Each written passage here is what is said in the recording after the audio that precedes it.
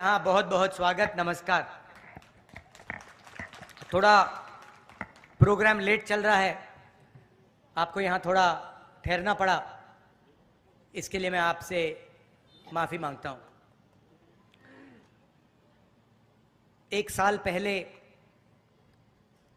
कन्याकुमारी से कश्मीर तक हम भारत जोड़ो यात्रा पे चले। राजस्थान से निकले, 4000 किलोमीटर समुद्र से हिमालय तक चले और रास्ते में हजारों लोगों से मेरी डायरेक्ट बातचीत हुई। युवाओं से, बुजुर्गों से, किसानों से। शायद उस साल मैंने हिंदुस्तान में सबसे ज्यादा लोगों से बात की। शायद मैं ही वो व्यक्ति हूं जिसने सबसे ज्यादा लोगों से बात की। 8 घंटे, मिनट के बाद मिनट के बाद मिनट के बाद मिनट। कोई नया आता था, अपनी बात रख के चला जाता था। किसानों ने अपनी बात रखी और हमने अपने मैनिफेस्टो में उनके लिए एक क्रांतिकारी काम किया है। पहली बार हिंदुस्तान में लीगल गारंटी किसानों की एमएसपी के लिए दिया है हमने। मतलब कानून बनाया है कि उनको लीगल एमएसपी मिलनी चाहिए। जो किसान दिल्ली की ओर चल रहे हैं, जिनको सड़कों पे रोका जा रहा है, उनकी मांग हमने पूरी कर दी है अपने मैनिफेस्टो में। जाति जनगणना की मैंने बहुत बात की है। थोड़ा सा आज कहना चाहता हूं। देश में 50% पिछड़े वर्ग के लोग हैं, 8% आदिवासी भाई बहन हैं, 15% दलित हैं और तकरीबन 15% माइनॉरिटीज हैं। सब मिलाकर तकरीबन 90% हिंदुस्तान की आबादी या दलित, आदिवासी, पिछड़ा, माइनॉरिटी। उसमें आप 5% और गरीब जनरल कास्ट के लोगों को मिला दीजिए। यह है हिंदुस्तान की आबादी। मगर अगर हम हिंदुस्तान की संस्थाओं को देखें, हिंदुस्तान के बजट को देखें, हिंदुस्तान के धन को देखें, तो इन लोगों की भागीदारी नहीं है, कहीं भी नहीं है। मैं आपसे पूछता हूं, आदिवासी वर्ग है यहां पर, राष्ट्रपति आदिवासी हैं हैंगे ना? ठीक है। राम मंदिर का इनॉग्रेशन हुआ, आपको टीवी पे उनका चेहरा दिखा? क्यों नहीं? ये फिर से बोलो, क्यों नहीं? क्योंकि वो आदिवासी हैं, हिंदुस्तान की राष्ट्रपति हैं। मगर उनको सीधा मैसेज दिया गया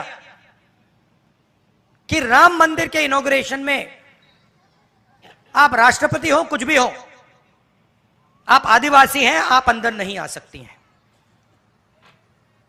सोच वहां से शुरू होती है। आपने टीवी देखा, राम मंदिर के इनॉग्रेशन में आपने किसी गरीब को देखा? किसान, मजदूर ना था? कौन था? अंबानी था, अदानी था, बॉलीवुड की पूरी लाइनअप थी, सारे के सारे थे, उद्योगपति, अरबपति थे, मगर राम मंदिर के इनॉग्रेशन में एक गरीब नहीं था, एक किसान नहीं था, एक बेरोजगार युवा नहीं था, एक विकलांग नहीं था, कोई नहीं था। दो हिंदुस्तान बने हुए हैं, एक 5% वाला और दूसरा बाकी लोगों का। और किसी भी एरिया में आप देखो, कहीं भी देखो, आपको पिछड़े, दलित, आदिवासी नहीं दिखने वाले। हिंदुस्तान की सबसे बड़ी 200 कंपनियों की लिस्ट निकालो, उनके मालिकों के नाम पढ़ो, एक आदिवासी नहीं मिलेगा आपको। मैंने चेक किया है, मैंने लिस्ट निकाली है सबकी, इनकी सीनियर मैनेजमेंट की लिस्ट निकाली है। अदानी जी आपकी जमीन लेते हैं, आपका जल छीनते हैं, जंगल छीनते हैं, मगर उनकी कंपनी में सीनियर लेवल पे आपको एक आदिवासी नहीं मिलेगा, एक दलित नहीं मिलेगा, एक पिछड़ा नहीं मिलेगा, और हिंदुस्तान की सबसे बड़ी 200 कंपनियों में नहीं मिलेगा। मीडिया में देखो, खारगे जी कह रहे हैं सिर्फ नरेंद्र मोदी दिखते हैं। कारण है, इनके मालिकों की लिस्ट निकालो, इनके बड़े बड़े रिपोर्टर्स की लिस्ट निकालो, एक पिछड़ा नहीं मिलेगा, एक दलित नहीं मिलेगा, एक आदिवासी नहीं मिलेगा। 90% हो आप हिंदुस्तान के, 90%। उसमें गरीब जनरल कास्ट भी जोड़ दो, 5% और ले लो, और जोड़ दो। मीडिया में आपका कोई नहीं, बड़ी कंपनियों में आपका कोई नहीं। हिंदुस्तान के बजट को 90 लोग चलाते हैं, आईएएस अफसर हैं। राजस्थान में भी वही है, यहां पे राजस्थान की सरकार को 60-70 लोग चलाते हैं। उनकी लिस्ट निकालो। दिल्ली वाली मैंने निकाली है, उत्तर प्रदेश की निकाली है, राजस्थान की नहीं निकाली है, निकाल दूंगा। आपको एक आदिवासी नहीं मिलेगा। 90 में से 3 पिछड़े वर्ग के लोग हैं, 3 दलित हैं, एक आदिवासी। अगर हिंदुस्तान की सरकार 100 रुपए खर्च करती है बजट में, तो आदिवासी अफसर जिनकी आबादी 8% है, वो 100 रुपए में से 10 पैसे का निर्णय लेता है। तो आपकी भागीदारी कहीं है ही नहीं। तो फिर मैंने अपने आप से सवाल पूछा, भाई ये कंपनियों में नहीं है, ये मीडिया में नहीं है, ये प्राइवेट अस्पतालों में नहीं है, ये प्राइवेट स्कूल, यूनिवर्सिटी, कॉलेजेस में नहीं है, ये सरकार में नहीं है, तो है कहां? फिर मैंने मनरेगा की लिस्ट निकाली, उसमें आदिवासी, पिछड़े, दलित सब भरे हुए हैं। कॉन्ट्रैक्ट लेबर की लिस्ट निकाली, मजदूरों की लिस्ट निकाली, उसमें भरे हुए हैं।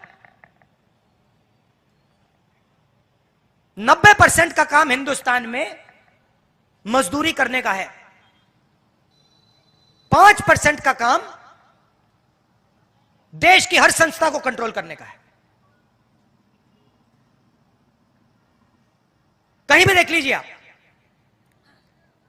तो ये हिंदुस्तान की प्रगति का सबसे बड़ा सवाल है। प्रगति करनी है तो एक ऐतिहासिक काम करना होगा। जैसे जब तो चोट लगती है, डॉक्टर आपसे कहता है एक्सरे करो, कहता है ना, कहता है, वैसे ही मैं कह रहा हूं, हिंदुस्तान के गरीबों को चोट लग रही है, दलितों को, आदिवासियों को, पिछड़ों को, गरीब जनरल कास्ट को चोट लग रही है, एक्सरे करा दो। और मैं तो कह रहा हूं एक्सरे के बाद मैं एमआरआई भी कराऊंगा। कितना पैसा कितने किसके हाथों में है, कौन सी संस्था किसके कंट्रोल में है, मीडिया में कितने लोग आदिवासी, दलित, पिछड़े, बड़ी बड़ी कंपनियों में कितने आदिवासी, दलित, पिछड़े, प्राइवेट स्कूल, कॉलेज, ये सारा का सारा निकाल दूंगा मैं। और फिर आपको अपनी सच्ची शक्ति समझ आएगी। आज आपको बात नहीं समझ आ रही। आप सोच रहे हो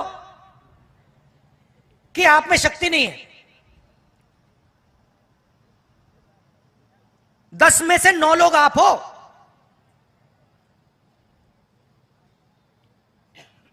और आपके सब रास्ते बंद कर दिए।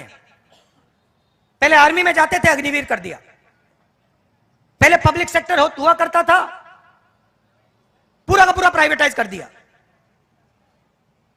पहले पब्लिक सरकारी कॉलेजेस, सरकारी स्कूल होते थे, अच्छे चलते थे, पूरे के पूरे बंद कर दिए। पहले सरकारी अस्पताल होते थे, बंद कर दिए प्राइवेट। तो जब भी आपके जेब से पैसा निकलता है वही 5% के जेब में जाता है। पेट्रोल का पैसा भरते हो, 5% के जेब में जाता है। सड़क पे टोल देते हो, 5% के जेब में जाता है। फल खरीदते हो, 5% के जेब में जाता है। आप जितनी जीएसटी देते हो उतनी अदानी देता है। आप टी शर्ट खरीदो, 200 रुपए की टी शर्ट खरीदो, 300 रुपए की टी शर्ट खरीदो, वो खरीदे, जितनी आप देते हो उतनी वो देता है। आप मजदूरी करते हो, वो प्राइवेट हवाई जहाज में उड़ता है, टैक्स एक जितना। तो जाति जनगणना से ये सब साफ हो जाएगा। देश को पता लग जाएगा, 90% को समझ आ जाएगी बात, भैया कैसे हमें इस देश में ठगा जा रहा है।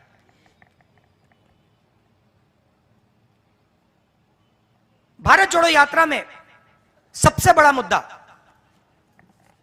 बेरोजगारी थी। युवा आते थे, मैं पूछता था क्या करते हो? राहुल जी बीटेक हूं, एमबीए किया, मेडिसिन पढ़ी, कंप्यूटर प्रोग्रामर हूं। क्या करते हो? कुछ नहीं, रोजगार नहीं है।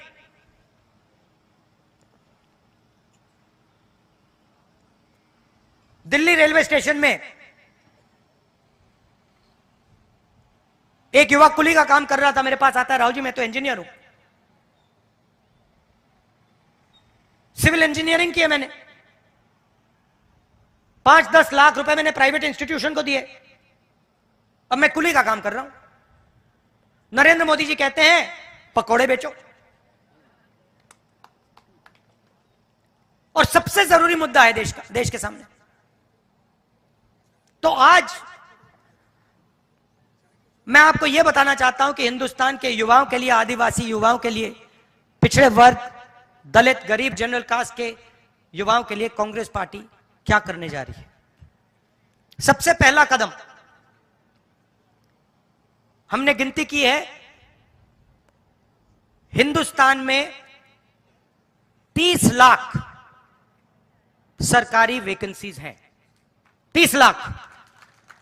मोदी जी इनको भरवाते नहीं है, बीजेपी इनको भरती नहीं है। सरकार में आने के एकदम बाद हमारा पहला काम होगा कि 90% को 30 लाख सरकारी नौकरियां हम दे देंगे। दूसरा ऐतिहासिक काम, हम मनरेगा प्रोग्राम लाए थे, रोजगार का अधिकार। लाखों लोगों को फायदा हुआ, अधिकार दिया हमने। वैसे ही हम हिंदुस्तान के युवाओं को, सब युवाओं को अप्रेंटिसशिप का अधिकार देने जा रहे हैं।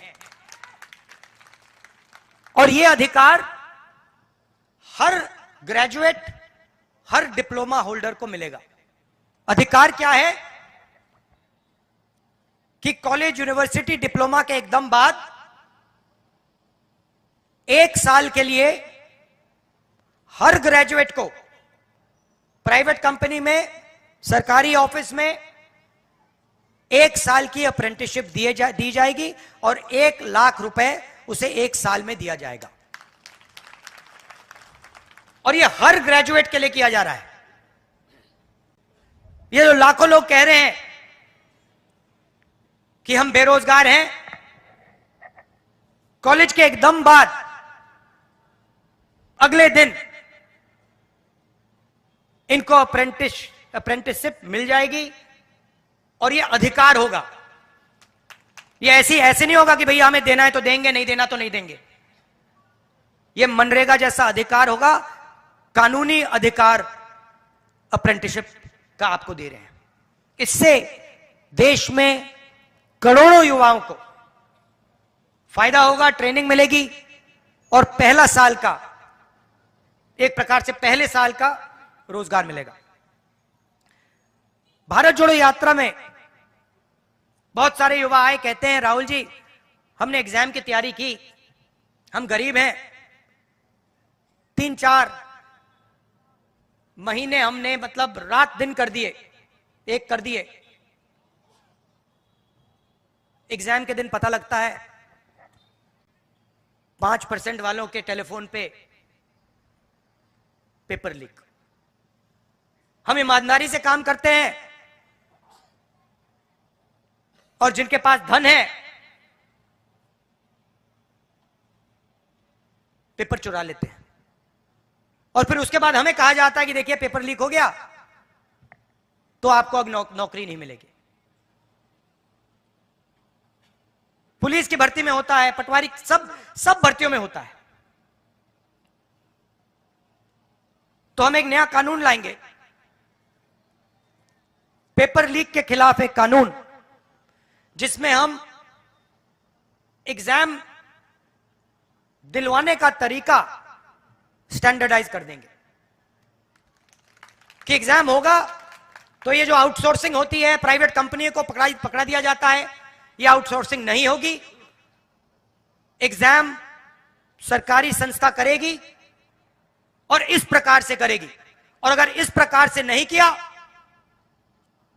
और अगर पेपर लीक हो गया तो फिर कानूनी कार्रवाई ऐसी होगी कि दूसरी बार नहीं होने वाला है। चौथी चीज, युवाओं के लिए बहुत सारे युवा उबर, ओला, डिलीवरी का काम करते हैं। इसको अंग्रेजी में गिग वर्कर्स कहते हैं। और राजस्थान में हमने इनके लिए कानून बनाया था, इनकी रक्षा के लिए, इनकी पेंशन के लिए, इनकी सोशल सिक्योरिटी के लिए। जो कानून हमने राजस्थान में बनाया था वही कानून हम पूरे हिंदुस्तान में लागू करने जा रहे हैं कि जो ड्राइवर का काम करता है, सिक्योरिटी गार्ड का काम करता है, उबर का काम, ओला का काम, ये पिज्जा डिलीवरी जो होती है, ये जो सब युवा हैं इनकी रक्षा हो, इनका एक प्रकार से पेंशन हो, सोशल सिक्योरिटी हो और इनको एक दिन में सड़क पे ना करा जा सके। तो इसके लिए हम एक हिंदुस्तान में एक कानून बना रहे हैं। और पांचवी चीज, यह भी ऐतिहासिक चीज, नरेंद्र मोदी जी ने स्टार्टअप इंडिया किया, स्टैंड अप इंडिया किया, मेक इन इंडिया किया, कोई फर्क नहीं पड़ा। वो सारा का सारा 2-3 अरबपति उठा के ले गए। नरेंद्र मोदी जी की मार्केटिंग जरूर कर दी, टीवी पे उनका चेहरा जरूर दिखा दिया, मगर जो युवा हैं उनको ना स्टार्टअप मिला, ना मेक इन इंडिया मिला। तो हमने 5,000 करोड़ रुपए स्टार्टअप्स के लिए एक फंड बनाया है और हर डिस्ट्रिक्ट में यह फंड रहेगा।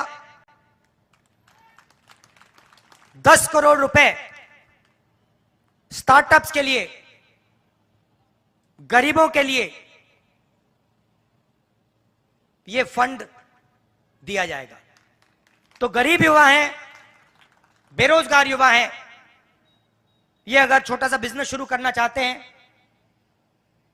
काम करना चाहते हैं, तो ये स्टार्टअप फंड उनकी मदद के लिए किया जा रहा है। तो ये 5 ऐतिहासिक काम हैं युवाओं के लिए। भर्ती भरोसा, 30 लाख वैकेंसीज भरना, पहली नौकरी पक्की, अप्रेंटिसशिप वाला कानून, पेपर लीक से मुक्ति, पेपर लीक वाला कानून, गिग वर्कर्स के लिए सोशल सिक्योरिटी और युवा रोशनी 5,000 करोड़ रुपए डिस्ट्रिक्ट्स में स्टार्टअप्स के लिए। तो ये हम आपके लिए करने जा रहे हैं। अंत में आपसे कहना चाहता हूं कि आपकी आदिवासियों की जल, जंगल और जमीन की लड़ाई हमारी लड़ाई है। आपके साथ हम खड़े हैं। हम पेशा कानून लाए, जमीन अधिकरण कानून लाए, और जो भी हम आपके लिए कर सकेंगे, शिक्षा के लिए, स्वास्थ्य के लिए, जल, जमीन, जंगल के लिए, हम आपके लिए करेंगे, दिल से करेंगे। बहुत बहुत धन्यवाद। जय हिंद। धन्यवाद सर। अब मैं